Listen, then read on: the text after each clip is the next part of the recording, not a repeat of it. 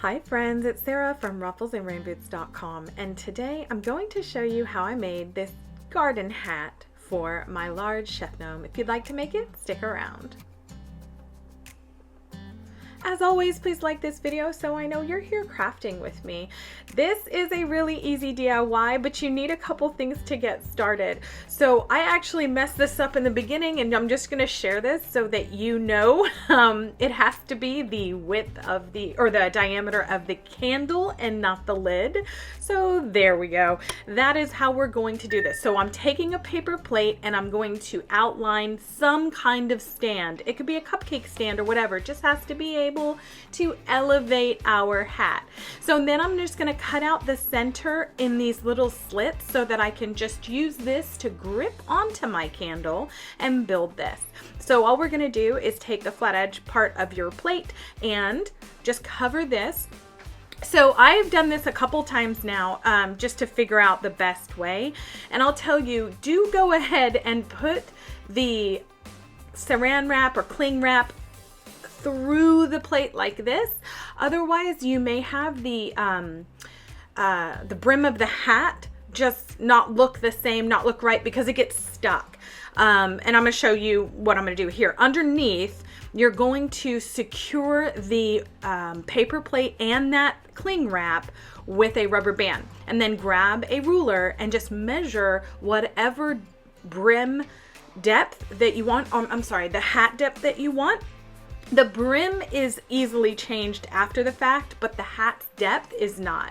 Okay, so once you have it even all the way around, you're just going to cover your entire plate with a coating of the cling wrap as well.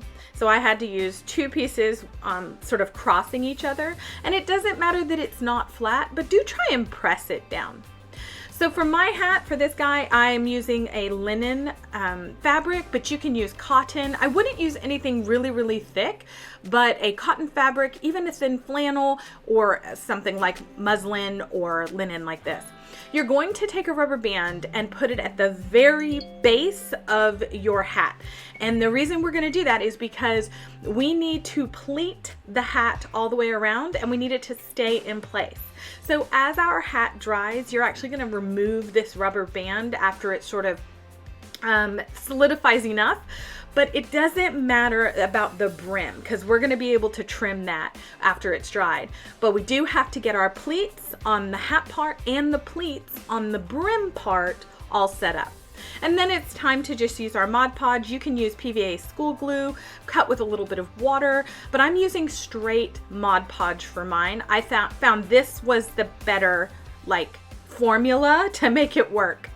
And then I'm just going to use a foam brush, and it's time to get a little bit messy. Oh, we're just going to get that out of there. Don't know what that was, but we're just going to add a lot of Mod Podge. You're going to take quite a bit of time on this. Mine's a larger hat.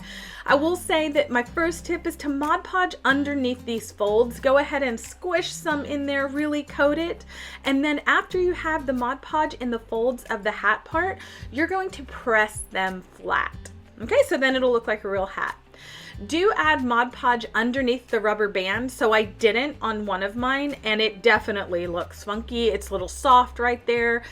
The next tip I have is always lift up these flaps on the outside edge, and then again, press them down flat, because that is going to actually form a literal table. All right, so I'm listening to Audible. I don't know if you craft using Audible or if you're watching television. I can't watch TV, but I love listening to my Audible. All right, so the next step is, after you've gotten pretty much the whole thing done, you're going to go back and remove your rubber band and then add another coat of Mod Podge.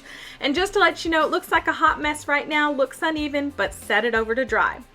So you can see my other hat is right here, and I'm prepping it right now. And in order to prep it, I'm just going to take this fabric, and I'm going to cut it long enough to where I can make a ribbon with a couple of tails hanging off. You can use a pre-made ribbon, but basically I'm just going to show you how to make the ribbon. It's basically the same thing as if you've ever made your own bias tape. So we're going to press it flat, and we're going to get that crease. The crease in the middle is really important, because then we're going to open it up and use it to create our inset here. So you take each end edge and fold it to the crease and then iron that down.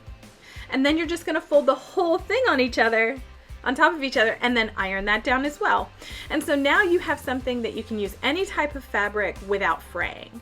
So before you take it to your sewing machine, you are going to snip off any of those, but you're going to press that inside edge down on the short edges and just fold it into the completed strip tape like this and just sort of iron it down.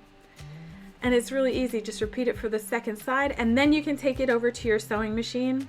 I just used a pretty narrow 1/8 of an inch seam allowance, and I started on the horizontal or on the vertical end, and then I just flipped the whole thing and did a seam all the way down the edge, again flipping it on that vertical edge again. And then that part is done. So you can see how easy it's going to wrap around. Over here I'm going to cross it in the back right here, and I'm going to hand sew mine because I'm making a bit of an heirloom piece, but you can absolutely hot glue it right here. So I get asked a lot about these little buttons. I will put the Etsy link down below to the guy I order them from, but I'm going to sew that on, which is just where I'm going to get a needle and thread, and I'm going to mark where this whole thing comes together. And then after I have it, I'm going to remove it and then just sew like a little diamond where the two pieces cross. It took me 2 minutes because I'm really bad at hand sewing. And then all I did was just sew on my little button right at that juncture. So instead of putting my little gnome button on the gnome, I'm just putting it here on the hat for something different. All right, really easy. This part goes pretty quickly. All right, so now you can see that we're gonna call it done. So for your decorations, you can do anything you want. I am planning, if I can find the right size flowers, I'm planning on a huge brim of flowers. But I'm just running into a couple color and size combo problems right now. But for this guy, it was pretty easy. I just used these Daiso foam flowers and then stuck them in after gluing them together. And here he is getting slipped onto his not quite ready for his debut gnome, but you can see it's an adorable little hat. You can trim it to whatever size you want. Let me know down in the comments, what do you think of this? Will you do this? As always, thank you so much for being here. Please like and subscribe for more crafty fun.